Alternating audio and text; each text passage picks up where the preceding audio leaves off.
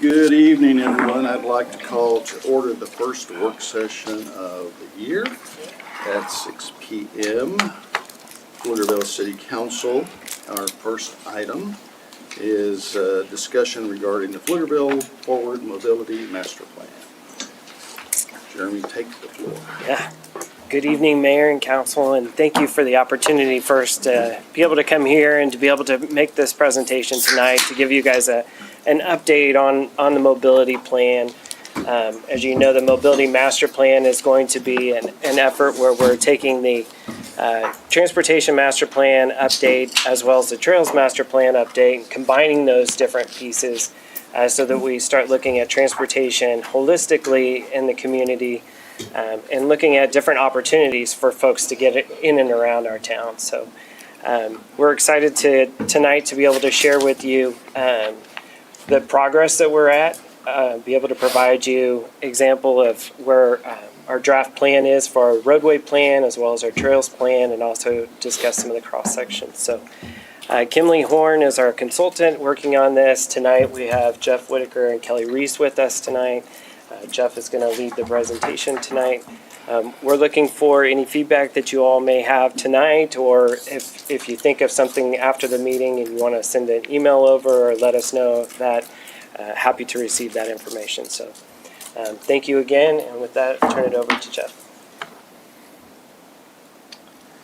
Thank you, Jeremy. Well, thank you for having us tonight. We're excited. I put up an agenda for you today. We're going to kind of go over what the purpose of the Master Mobility Plan is. Jeremy alluded to that. We're going to talk about we did a lot of input. A lot of us were making sure we understood what the vision of the plan was going to be. We broke up the plan into two sections. One's the roadway component, really focus on the streets, and the other is the trails component, focused on the other aspects outside of vehicles, cross sections, and what next. To give you a little overview, how do we get here? In 2020, I had the privilege of working on the Pflugerville Forward Transportation Master Plan. It was focused on vehicles, and it was serving a purpose at the time to understand how do we connect, what does the model say, what is the next round of projects, and largely what came out of that was the bond that was passed with that list of priority projects. That's largely what came out of that. A few years later, Aspire 2040 came out, and there was a lot of aspirations for transportation, create a 10-minute neighborhood, etc. And so there's a lot of policy items in that comprehensive plan, as well as the Parks and Recs Open Space and Master Plan. So when you look at those two documents, there's some changes that need to be made to the 2020 Transportation Master Plan. And so kind of taking those two documentations and the recommendations from that, moving forward to what we're calling the Mobility Master Plan. So what's the difference? What is the Mobility Master Plan? Previously, we focused on limited mobility modes that were prioritized, mainly cars, vehicles, prioritizing those projects. And the trails are in a separate document from the transportation plan. What we're looking at now is to prioritize all the mobility modes. Trails are integrated into one plan. These multiple plans go into one comprehensive document that is fulfilling some of the policy elements that come from the comprehensive plan and the open space plan. And one of the thoughts is to envision the future and potential of options. We know that this plan is 20 to 40 years out, and most of the time we only get to build the road at one time. When you build a road, you're building it for 40 years. So really thinking about how we're going to build it and make it maybe flexible. We'll talk about that a little bit for the next 40 years. And may I just add a comment? Sure. Actually, 40 years is tomorrow. Amen to that. One of the first things we did, and I'll talk about the advisory committee that we have in a little bit in some of the outreach. One of the first things is we worked with the advisory committee to develop a vision. And I like to read the vision because I think this is our North Star. At the beginning of every meeting with the advisory committee, we do read this vision to really remind us, like, what do we agree upon? What do we hear from the community? And this is what we just developed with their help. The Mobility Master Plan strives to create a sustainable network for multiple transportation options that enhance safety, connectivity, and resiliency for Pflugerville community and its visitors. So when we start talking about why we make decisions, we keep this at the forefront, and it really helps drive the goals for the plan. So one of the second things we did with the community input, we wanted to develop our plan around some certain goals. We came up with 6 goals that we thought were important. And these 6 goals, we also wanted to tie to the strategic goals of the city, which I'll show in a second. The first goal, and probably the most predominant thing, was safety. That's what we hear about the most. We're building a transportation safe system that's safe for people to use. The second was communication. As I mentioned, we're building this plan for 40 years out. In my career, we've seen more changes in transportation technologies, et cetera, different types of intersections around the city. We need to be able to have a communication plan that explains those changes well and effective to residents. Partnerships. Building infrastructure is expensive, making sure we're strategic in those partnerships, whether it's Campo, whether it's the county, whether it's TxDOT, making sure we have those partnerships in alignment.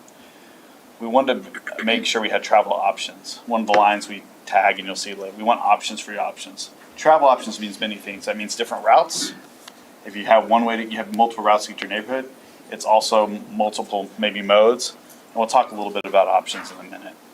We also wanted those to be You say regional partnership, what is that? it's partnerships with the partnering agencies is really what we mean. And the document will have definitions, but like Campo. Okay, but I guess what I'm thinking is regional partnerships as with other communities and Yes. how we're connecting together and so forth. Yeah, that's a good point. We also, and we'll talk a little bit, we've been coordinating with Round Rock, Hutto, Austin, and we actually have a Charles meeting with them next week to kind of firm up some things, but the partnership with neighboring cities as well. Because even your symbol for that speaks to that more to me than Yeah, absolutely. Campbell and Strengths. Good point, thank you, sir. And then, well-connected, this also kind of gets to the regional partnerships too, is we want to make sure we're well-connected both locally, so that we have options within the community as well as well-connected to the facilities and the barriers. You know, we'll talk a little bit about barriers on the trails plan. And lastly, effective. We want to make sure people can be, when we start talking about effective with the committee, it was making sure predictable is effective too, making sure that we know when we leave, when we're going to get somewhere. So it's as much as efficiency as effective. That's why we chose the word effective, is to make sure that if we leave our house, we know the route we're going to go, we know how we're going to get there, and about how long it's going to take. As I mentioned, we try to align these with the strategic plan goals. Some of them line directly. Safety obviously is one that aligned fairly directly. Well-connected, kind of went to economic development. Developments like to be well-connected. They also like to have effective transportation networks so they can depend on that infrastructure. Travel options, as well as well-connected like services. Many of the new businesses want to have different travel options to allow to have their consumers shop at their I was locations. going to say that when you explained effective, it actually also felt like the definition of safety for me. So I feel like that's also connected as well in That's a some good way. one. We can add that arrow from effective to safety. All these goals have a little bit of overlap between the two, and that's what makes it nice. We wrote definitions of the goals to try to minimize that, but they all kind of impact each other. Having the good communication can lead to a safe plan too, making sure that the community is aware of how to use the facilities. There's a lot of overlap between these.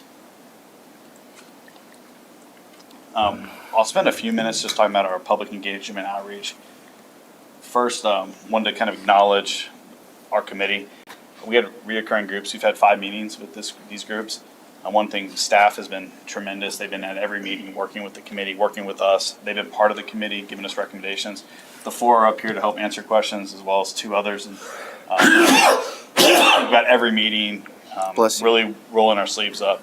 And then the 11 residents that were chosen by the council to represent the community, they've been pretty much had 9+ residents at every one of those meetings to help be our ambassadors for the plan. That's what we challenged them to be the ambassadors. So that was one of our main, those mission, the vision statement, and those goals were developed in some of those meetings with the help of these 11 residents and 6 staff members.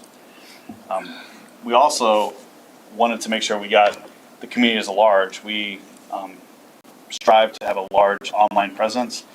There was 4,417 website views through the engagement process that resulted in 709 map comments. You can kind of see on the left and the right of the 2 images, you can see where people were putting comments. And it was really interesting to see the comments that were, people really took their time. Some of the comments are, hey, at this intersection, if you thought about this, maybe it's a roundabout at this intersection, or along Pecan Parkway.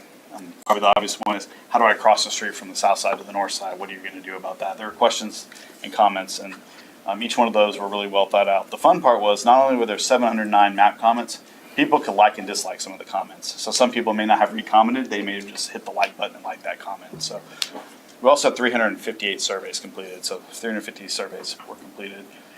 Just some How of does that benchmark to analogous engagement actions? we always decide with goals of how we're going to do out there. So I think our goal was to have about as much or more than we had last time, and this is about equivalent. I need to go back and look at the exact numbers. What did we have last time? I'll get that for you if you want to look that up in a minute. But that was our original goal, is to try to get more outreach than we had last time. That was kind of the platform. Okay. Could you give me an idea in terms of the 709 map comments, how many unique interactions we had, how many unique users that was? Because I'm curious, I mean, if we had a lot of likes, Yeah. does that 709 include all the likes on the other comments, or are those over and above? Do you have none of those? Do we have that? The 709's unique comments, not all by unique users. The likes and dislikes, I think there's an average of about 10 per post, and so there's close to 7,000 Okay. like, dislike comments or indications, and those I'm not sure how many users. Okay. Like, I'm I don't know just- if one person liked 7,000 things, or I guess there's not 7,000. Right, but did someone make 600 of those comments and their 10 friends liked all of them? Or Did Caesar go on and spam y'all? or is this something where we actually had, 3,000 or 4,000 people interacting with this map, and most of them just didn't make comments, but a lot of them said, "Oh yeah, me too." So that's kind of what I would like to know, is the unique engagement. And that's the reason why, I ask about the benchmark because of just position, just because for our own edification. I mean, we're not raking all across the coals on that stuff, but I think we've asked that. That's a base question we've asked through the years, as long as I've been in council, to better understand, ascertain who's interacting, what's going on.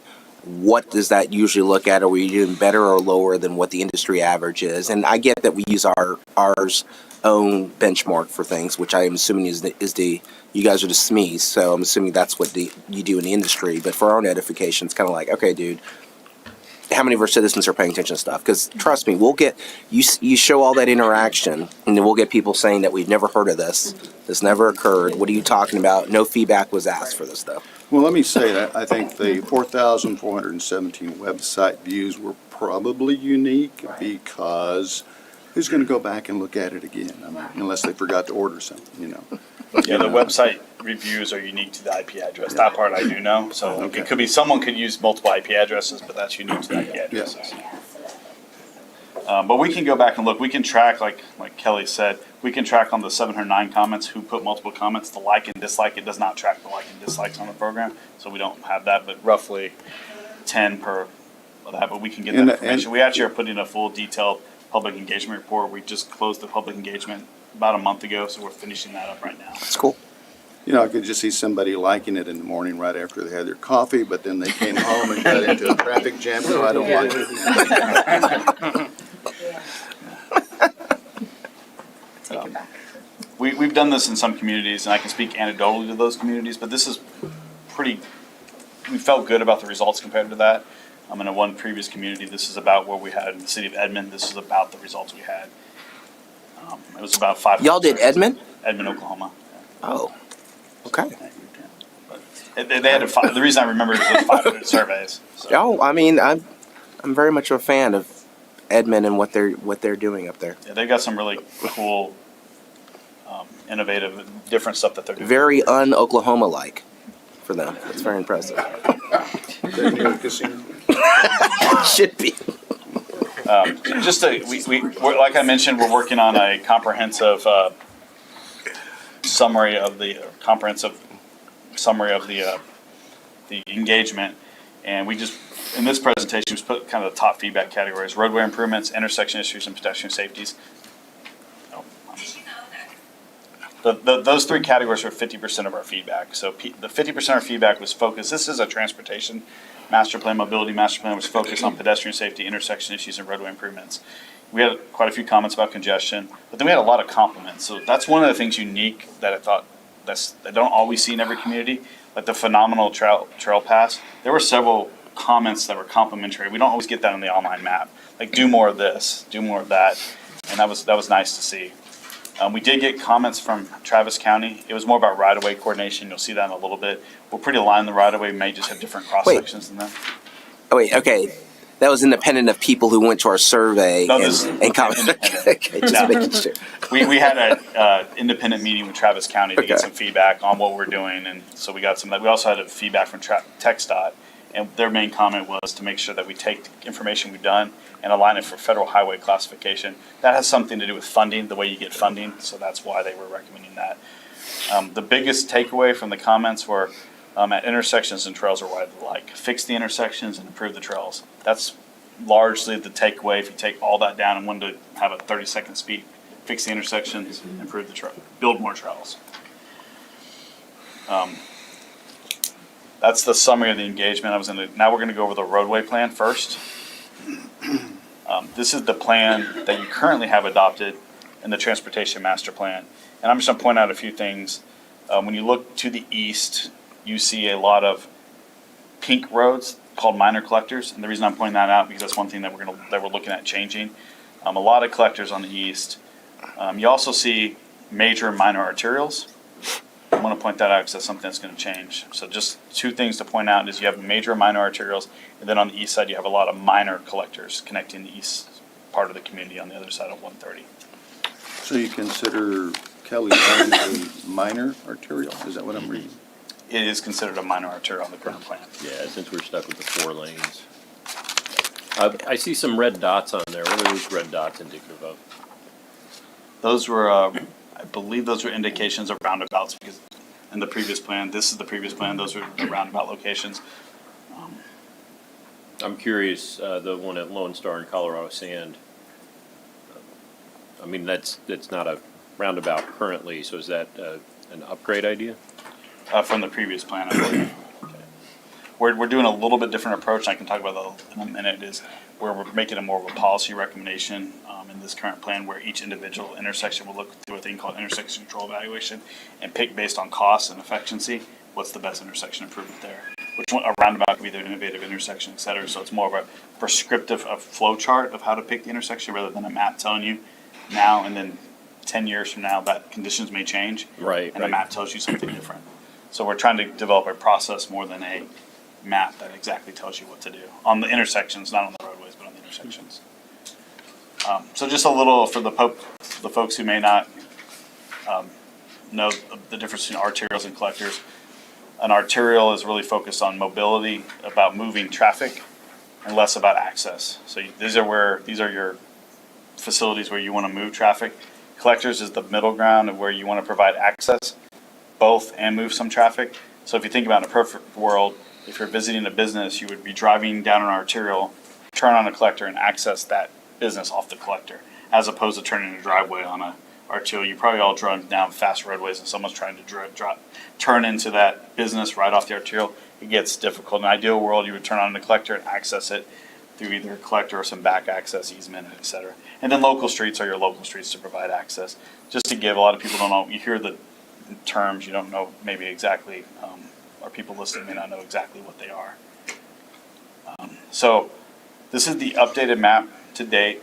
I'll point out some few items on here.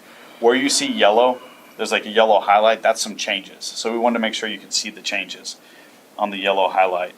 I mentioned earlier on the east side, you saw a lot of pink, and that was minor collector. One of the changes we looked on the east side is, you can also notice on the east side, it looks more like a grid. There are more roads on the east side, you'll see that. We have more roads and more facilities because we're trying to connect those roads and facilities in more of a grid pattern to attempt to achieve a 10-minute neighborhood in that area, as Aspire 2040 alluded to.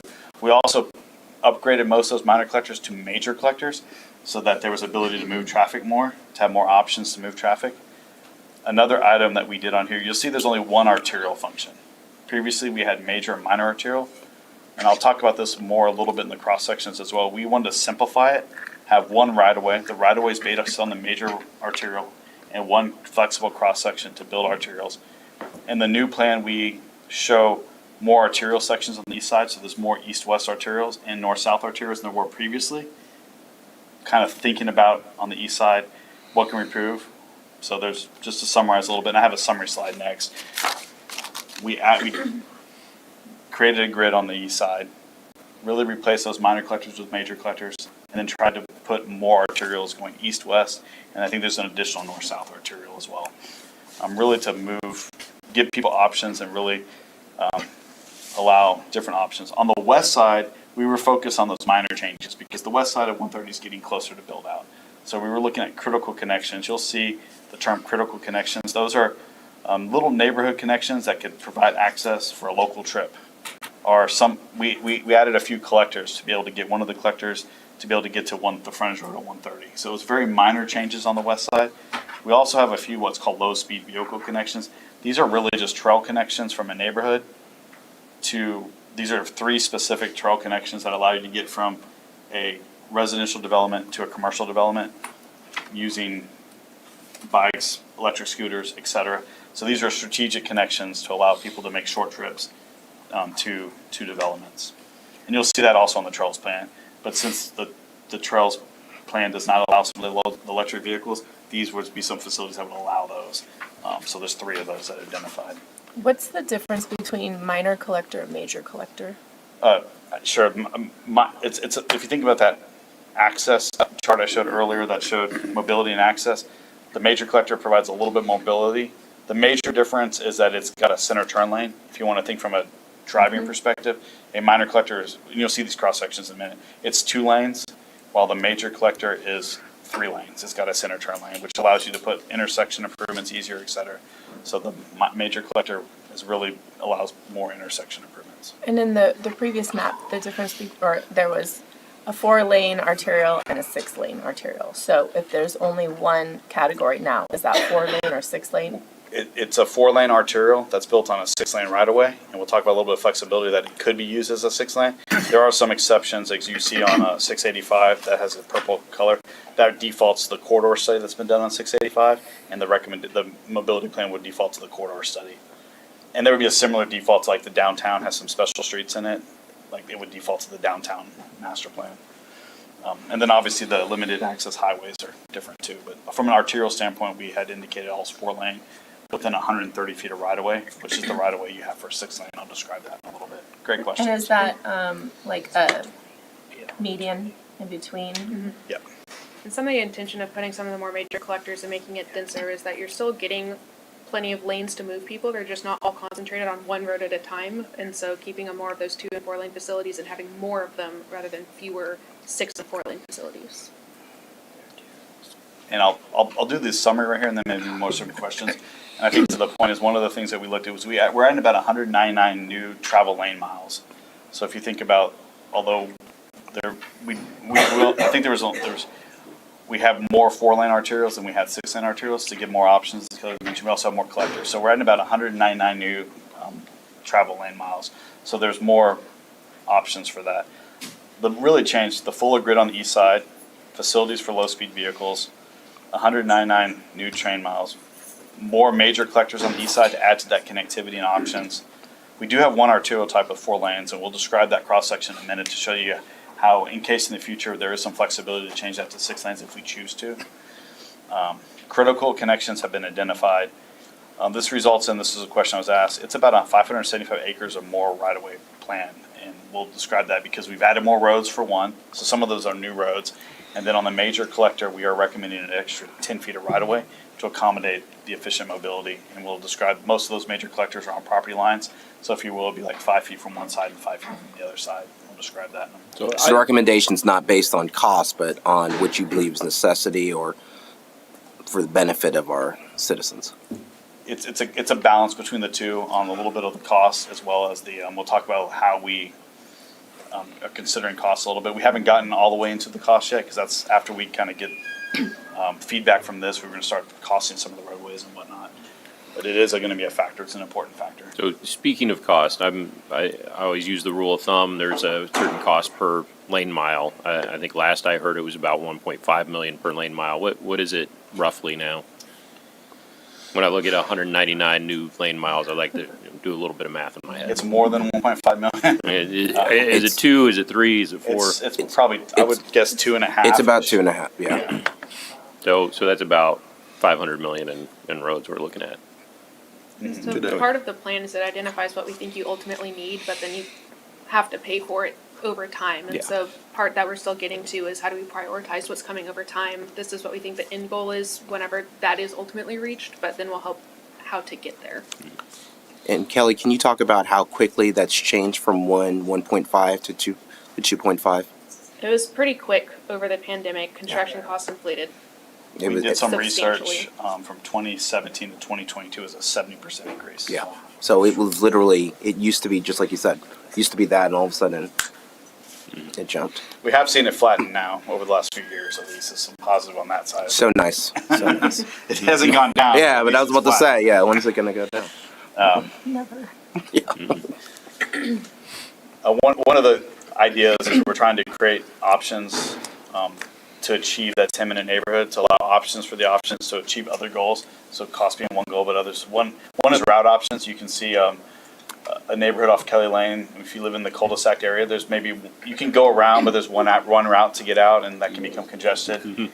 If you are in downtown, there's more options to get around. It's kind of distributed. There's also boat options. You can walk, you can ride a bike, take a scooter, take a car. So trying to consider those different options people might have. We had a meeting at the parks department at the park, and I saw 3 people ride their bike to Quick Trip, and I thought that was kind of cool during the meeting. So I thought you were gonna say you saw 3 people roller skating. no, they were riding the bikes to Quick Trip. Haven't seen a roller skater yet, but I've seen quite a few bikes, and I've seen 1 or 2 other modes. The other thing that I think is important in a transportation plan is aesthetics. So there are view options, like how do the roads look? And we'll talk about that in the little cross sections. We don't have strong recommendations yet on that, but I think the options of, you can see these 2 roads. When you drive down the road, you get a different feeling, like whether it's signage, whether it's landscaping, there's an aesthetic feel that makes you know that you're in Pflugerville, or you're in a different type of roadway, different type of neighborhood. That's the overview. That we will come back to those cross sections in a minute and kind of explain that. That was the overview of the roadway plan. We're going to get into the trails plan now. The current trail plan that's adopted uses a very similar classification to roadways, except different words. They have spine. Those are kind of your arterials. Those are your main trail connections. They're in red. The loops, those are kind of your collectors. Those are the ones that are getting you to the businesses. Those are in cyan. And then there's purple. Those are the arms. Those are the ones that kind of get you into the neighborhoods. Largely in the existing trails plan, if you notice, most of the existing trails plan is built and focused on west of 130. They didn't do a lot of analysis on what east of 130 is going to look like. And so one of our missions was to elaborate on this trails plan, combine 130, and then the current transportation master plan. It has a bike plan in it. Our idea was to put this into a trails plan holistically, as opposed to have a bike plan, a trails plan, kind of integrate the 2 into 1. The next slide just kind of is my definition of a spine, loop, and arm, kind of just to give you the feel of the spine. Kind of follows typically, sometimes they're major roadways like Pflugerville Parkway. You'll see that that's a spine, the side path, the shared use path on there is a spine, but mostly follows floodway easements. The loops kind of get you in the neighborhoods, and the arms are within the neighborhoods. So we'll show you the trails plan now, and I'll point out a few things similarly, then I have a summary slide at the end. You see a lot of stars. Those are the connections to the neighboring communities. Now you see the stars. They're connecting to the neighboring communities because we want to make sure we're connecting to that. So those are where the stars were on there. We also show on the east side, we added a lot of trails. You can kind of see a lot of the red, the arterials. When you see the cross section, one of the things we're proposing is all those 4-lane arterials would have a 10-foot shared use path next to it to be part of the trail system. So they would have a 10-foot shared use path. What you see in orange is those major collectors. We are proposing an off-street bike lane there, so that will supplement, that's not necessarily a trail, but it will supplement the trail system. Like I said, we're trying to combine the bike system with the trail system. And we also added quite a few connections on here. One of the connections I want to talk about, I know that's maybe fresh on your mind, you're working on the Old Town Park. There's some alleys in that area. How do we leverage those alleys to make connections around in that neighborhood? So we show a few of those alleys making critical connections. How do we cross Pecan? So one of the things that was pointed out to me as we were doing this is a lot of people think of trails, what's off the street and what's on the street. And when I say off the street, this is its own right-of-way. It's built in its entirety. So if you would think of the plan that way, this is what the plan looks like, the trails plan. largely, if you can imagine, it's following floodplains. It's got a few. There's an easement, electric easement that we can leverage. That's kind of on the red. But we added about 54 miles of trails. One thing I'll point out is when you see the trails we're adding, we were keeping, there's a benchmark for quality of life for trails per residence, and Pflugerville's always exceeded that benchmark in a very positive way. We were continuing to exceed that. That was our goal. We want to make sure that we are continuing to exceed that. And actually, we exceeded both ways. If you just think about the off-street trails, we still exceed that benchmark. But then if you add the on-street trails, we way exceed that benchmark. So we cut it both ways. We would exceed that benchmark both ways.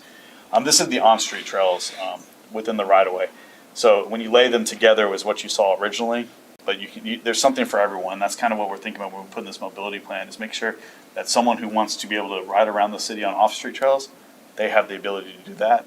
But if there's folks who want the on-street trails, they would do that. And when they integrate together, it basically connects the entire city ultimately. So when you say the miles added, is that added from the last plan or added from what currently exists? That's added from the last plan. Okay, thank you. We do have documentation of what exists today versus what would be added in the future, but this is the change from the previous plan. Good question.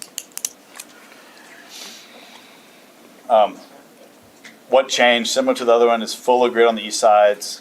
We also want to consider what was in the right-of-way and out of the right-of-way, tie into the neighbor cities. We updated the inventory, so we do have the answer of what exists today and what doesn't exist in the future. Updated some of the classifications. We identified some critical crossing that's going to be important. One of the things we heard from the community is some of the good crossings you have, like on Railroad, where you can cross underneath and get onto the other side. And we've also heard some, I was here and I walked from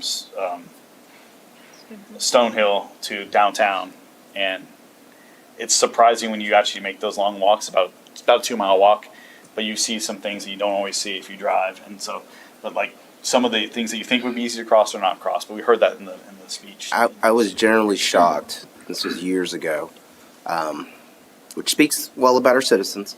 I dropped my car off at Firestone, and I had to go to Pflugerville Dentistry, which is right over the street over there. I was like, oh, I don't need a ride. I'll just walk. And I was like, I'll just walk. And I couldn't believe where we didn't have walkways. And the number of people that honked and asked if they can give me a ride because they were worried about my safety is impressive about it. But you're not cognizant of this unless you're like walking these specific areas. And, if you asked 13, 14, 15-year-old Rudy, when I was a kid, I rode my bike everywhere. And that's just the way it is, all that. And I wasn't even, thinking about that. So just like you said, it's an interesting perspective that you get, that you think, okay, we have connectivity, but when you use a different modality, you realize, oh, okay, it's actually missing an overall plan. I would like to see some sort of wayfinding included in this. Do we have any of that in this plan? We will. One of the next steps is we'll be looking at policies and some stuff like that. And we'll be talking about next steps. We will have wayfinding. I think that's one thing that we've heard about. One of the big things I've seen in the city where I grew up, the trails are numbered. They're sequenced. I think odds are north-south, evens are east-west, something along those lines. And the connections are made even if the trail doesn't connect, but if it runs along a road, well, here's the on-street portion of that trail for you to connect to the extension of it on the other side. So I really want to see how we build out like a map of the connectivity of these trails so we can make sure people know how to get back and forth. As Rudy was saying, and Stonehill to downtown, it's about 2.5 miles. I've done it many times. We've got some sections where we got like a 4-foot cross section, and we've got other sections where we got a good 10-foot cross section. And then actually in the Stonehill area, we have nothing. We're walking across parking lots rather than on sidewalks. Could you go to the map and did we identify like actually in Stonehill where we're missing those sidewalks where we should be adding some sort of trails? I feel like that's something that's missing is actual trails in Stonehill, getting around, bike and walking within the shopping center, which is all public streets. Yeah, I don't know if we added that into that, but that's one of those pieces that we can. I think it'd be beneficial to our citizens. I have a question when you call it shared use. So, I mean, in my mind, if it's on the street, it's just a large sidewalk, not a trail, but, does that mean bikes can be on there? A shared use, or On what? a shared use, a bike. Who's sharing the use? A bike could technically be when you see the cross sections and it's a 10-foot large sidewalk. It's an industry term. It's an for industry 10-foot term, sidewalks 10 and for stuff. side, but the shared use, it's a term. When you get federal funding, that's one of the terms they use. It can be used by anything non-electric today because it'd be part of the trail system. So it could be used by a regular bike. One of the things that we're recommending in the cross section for arterials, there will be an off-street bike lane next to the shared use path. So in theory, the shared use path should be predominantly for joggers, while the bikes or low-speed electric vehicles or whatever ends up using it would have their own space. So our concept when we show the arterials is to separate those out, but legally a bike could use a shared use path. Is that contiguous pavement, is that, I'm gonna say the European model of the red pavement for the bikes and just plain for walking? Or are we getting into? We'll get in there, but since we're talking about it, I might as well, this is the cross section for an arterial. So what is the width on that? The width on the On the 4-lane arterial? the width on, it's 130 feet of right of way. Okay, 2020. Sorry, 120 feet of right of way. okay.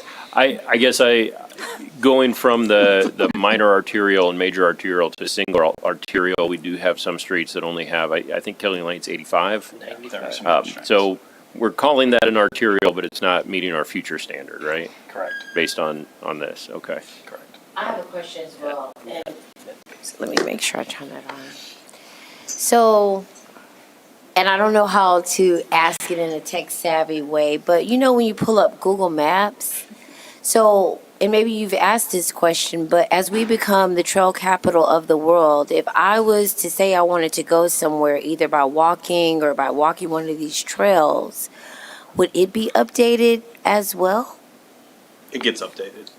They're continuously using you've probably seen the Google trucks around. If you're using Google Maps specifically, I use it all the time you can pick your mode and it will update that. Yeah. It won't necessarily separate if you're walking, the difference between like a trail and a sidewalk, but it will take you on the route. Well, but I'm just wondering, like, I mean, I guess in my mind, as we elevate, I'm wondering if there could be like some sort of enhancement. So our trails are gonna be mapped in our GIS system. Can we provide the shape data to Google Maps, designating it as, or actually Google, I think, uses Navistar, or I still have Motorola problems data? walking it. Yeah. Can we Hard time following it. proactively submit data to ensure that our trails are within the systems? We can look into that. Yeah, 'cause I was about to- I'm sure that we can. But I think he answered the question though, because you said that they're not going to necessarily give a just position regarding the difference between what is a walkway and a trail. So consequently, you're going to default to the fact that, hey, listen, this is going to be a trail. Now, someone when goes there is going to realize and they're going to be cognizant of that. They're going to say, wait a minute, this is a walkway. And so when you talk about shared use, one of the things that Trey talked about many years ago, because I was like, wait a minute, so we just have big sidewalks so we can use our bikes and people can run? They're like, yeah, people prefer that right there as well. Well, when you start to give that information as we update from there as well, that will be seen as a trail. I don't think necessarily the default is going to be that this is a sidewalk. No, And that's it's it. Now, am I wrong in that? Or The technology's, it's changing. They're constantly updating. So, Yeah. I know at one time cut-through traffic was real big and you could provide, like, when roads closed to Google, but their technology and platforms are changing now and they're getting more sophisticated. So I think we can look into that. I'm just curious because to that point, what Google knows is that there's a sidewalk along the side of the street and you can walk there. And so it knows here's the street and here's a safe walking path along the street. But what it doesn't typically know is here's a trail along the floodplain. Here's a trail along the creek, and that's the shape data that I think we need to get submitted to the vendors who supply that routing. And we're doing this amazing branding around Explore Pflugerville, and I'm trying to see how they come together in some way. Because people who live here would need a map. But it's those who are coming into our city who may need that. It'll tie into the wayfinding too as well. Exactly. Yeah, you probably. Yeah. Great connection. I'll start with this. I'm gonna maybe work a little backwards since I'm on this, because there's some questions about cross-section. So it's just the 120-foot arterial cross-section. It's got the shared use paths on the outside. There's actually on the outside, you'll notice on all these cross-sections, we've worked apart. We put trees on the outside, and the idea behind the trees was they'd be kind of that buffer between, and they don't impact the roadway as much, but they still provide that aesthetics. There's room on the outside to put them there. Then there's a 10-foot shared use path. Then there's a space, a buffer, that right now we show grass. It could be different buffers. That'd also be a place where you put utilities such as pedestrian lights. Then there's a buffer. Then there's the bike lane.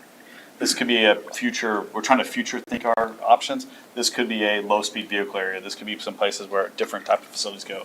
That's roughly 7 feet wide. The shared use path is 10 feet wide. So in an ideal world, if I'm a bike, I'd probably rather just get on that. It's one way. I can go down that, and the walkers could be on the outside jogging, walking their dog, pushing their strollers, whatnot. So there's that flexibility there when you actually do the measurements. If for whatever reason in the future we've decided, hey, this should be a 6-lane facility, probably what would happen is basically where that measurement of that low-speed vehicle lane is, that could become an outside lane. You still have the 10-foot shared use path. But we're not planning that. We've run some models. We looked at things. We think the options that we built will be able to support with great intersections at about the same level of service and the connectivity we need. But we do have that flexibility. That's why we put all these on the 120-foot right away. It's 4-lane section with a median, and then very symmetrical. So that this is a little bit different. If you look at the bottom of these, we show what the current cross section has. On this one, that is the 4-lane cross section with a 10-foot shared use path. The only difference between a major and a minor arterial is there's an additional lane on both sides. So it'd be a 6-lane versus a 4-lane, but it looks like that. So the cross sections on the top are what we're proposing. What's on the bottom is what's in the current plan.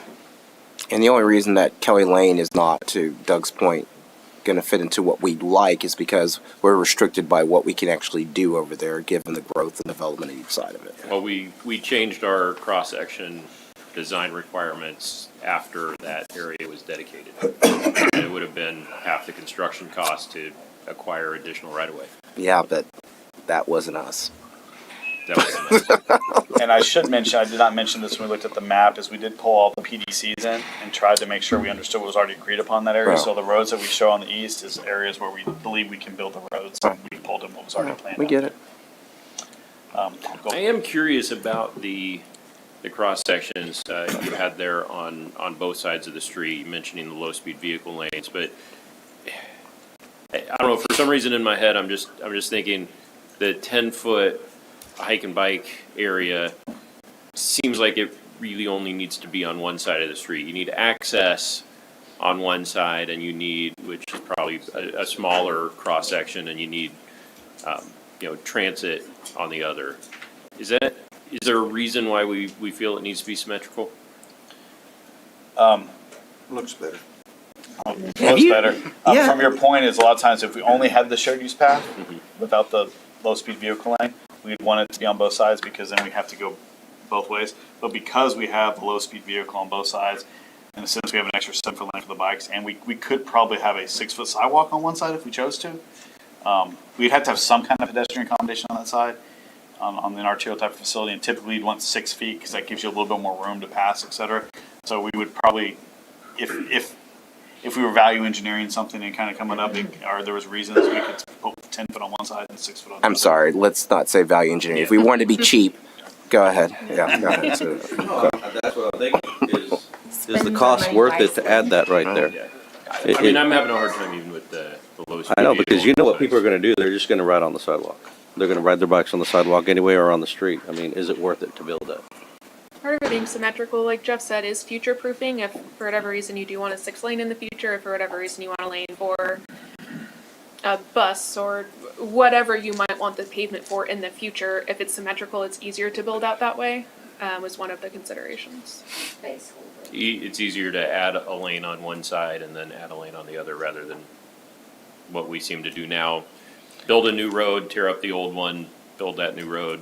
Yeah, we'd probably keep it Shift symmetrical. traffic. It just would have a 6-foot sidewalk instead of a 10-foot Yeah. sidewalk.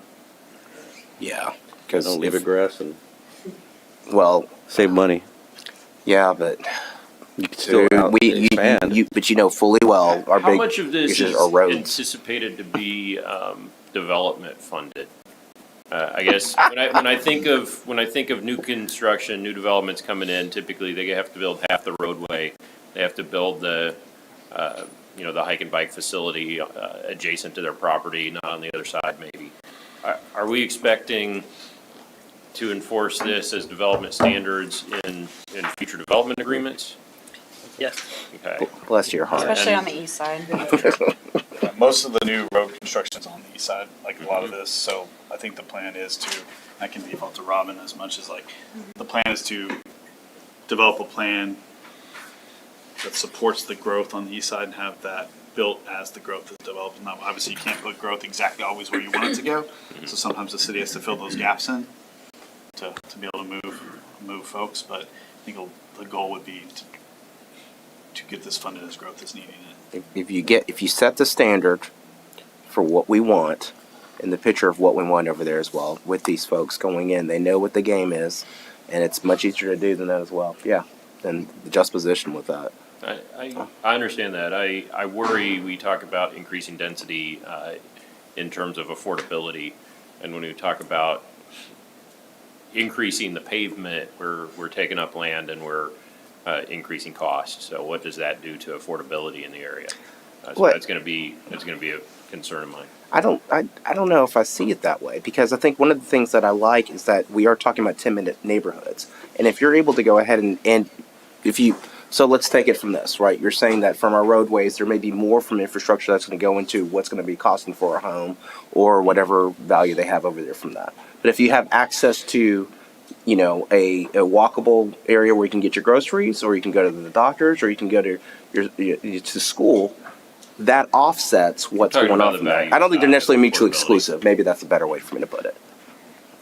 And one of the things I'll just note is one of the things we're trying to do is put the roadways in places that make sense on the property lines and whatnot. And most of the Bless time, you.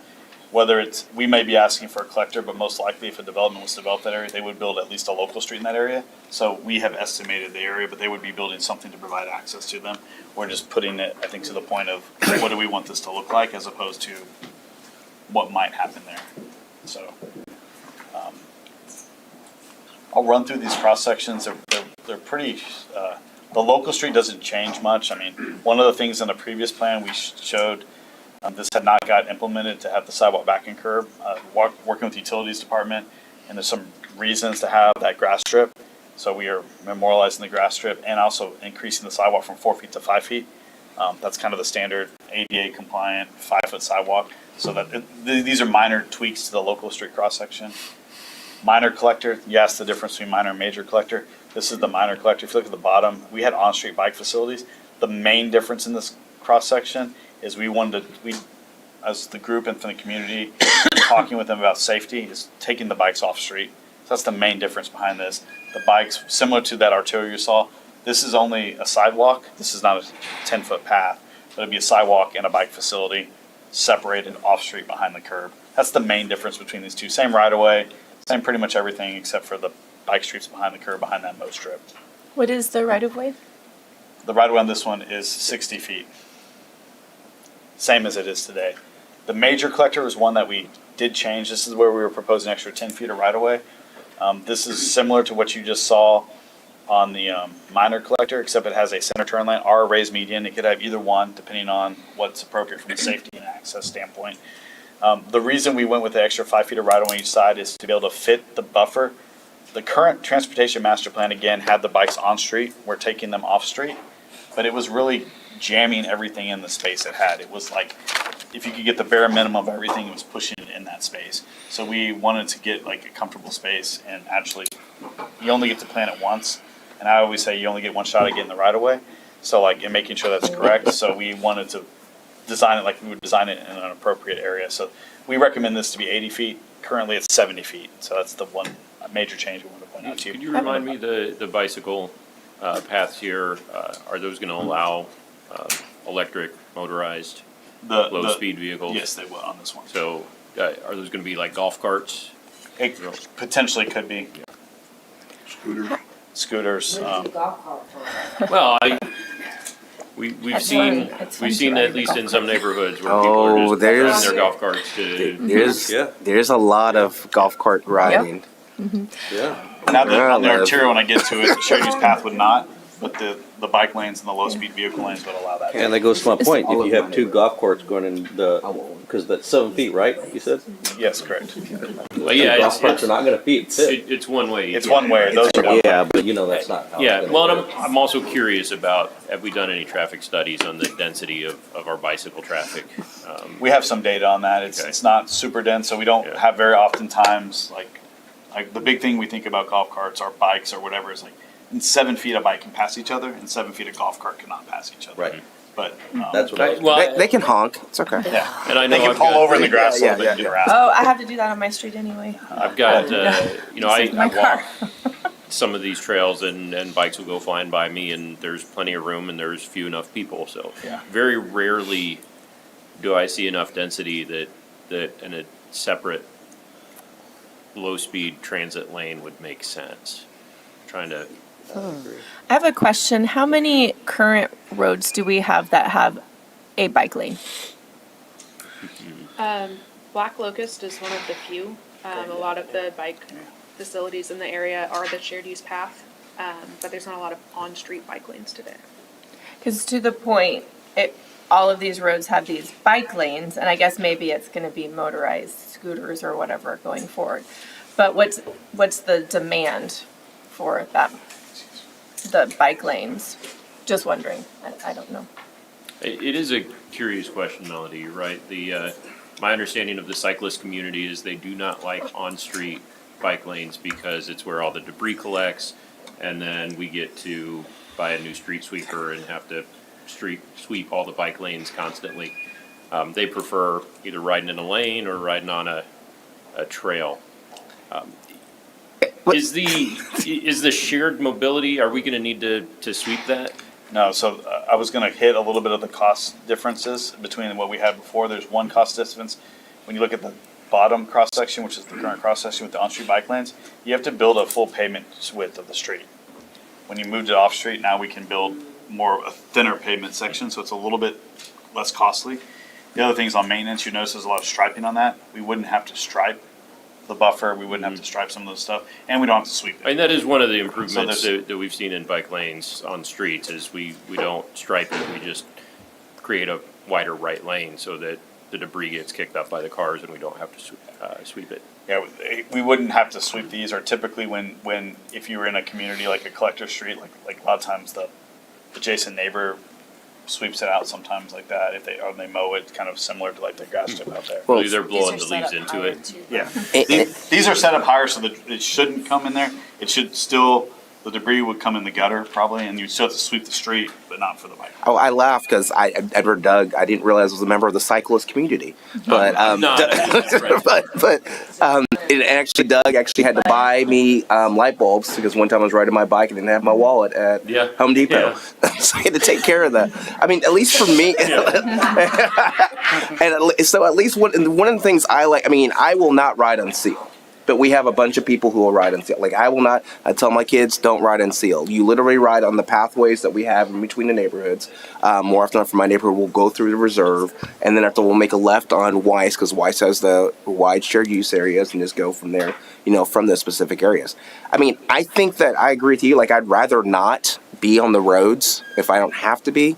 But at the same time, realistically speaking, when it comes to economics and practicality of what we're doing and how to implement these things, sometimes you just got to make it better. I have heartburn, serious heartburn, to get to the point of where there are specific areas in Austin now where I hear complaints all the time about things that the bike lanes have overtaken the specific areas, and so you're getting rid of turn lanes and all these other areas, and so you're convoluting the traffic that's actually happening with the roadways themselves. So there's some, like on this cross section, just to that point, is one of the things we want to allow a lot of flexibility.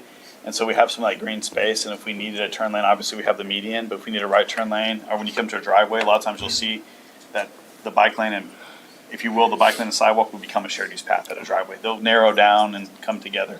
So we're trying to think through some of those things about that, maybe some of the lessons we've learned from our neighbors a little bit. So are there people in the biking community as stakeholders in this committee and providing feedback? It looks like we're adding bike lanes on every road.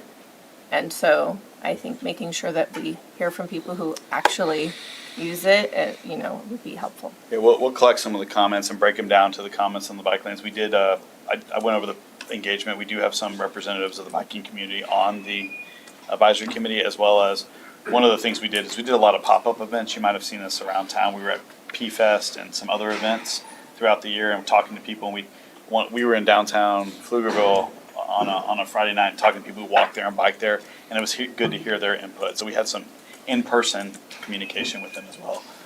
But this is the summary of the cross-section slides. I know we're getting close on our time, but I wanted to show the summary. I think we've talked about every one of these items. One of the things we want to make sure is we're having a minimum of 11 foot everywhere, and the travel lanes tend to have 12 feet, because we want to be able to accommodate all types of vehicles.